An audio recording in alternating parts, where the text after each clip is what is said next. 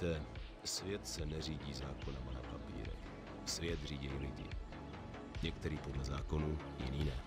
Záleží na každém podělaným jednotlivci, jaký jeho svět bude, jaký si ho udělá. A taky musíte mít zatracený štěstí, aby vám z něj někdo jiný neudělal peklo. Zkrátka, není to tak jednoduchý, jak vám tvrdí ve škole. Rozhodně dobrý mít pevný zásady a držet se. V manželství, v kriminále, ve válce, prostě vždycky a všude. Já jsem to docela posral. Ale ani Paulí a Sam si moc nepomohli.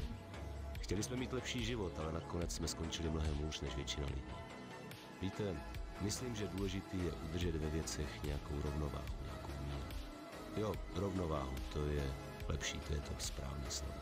Protože ten, kdo chce příliš moc, může ztratit úplně všechno. A kdo chce zas od života moc málo, nemusí dostat vůbec nic.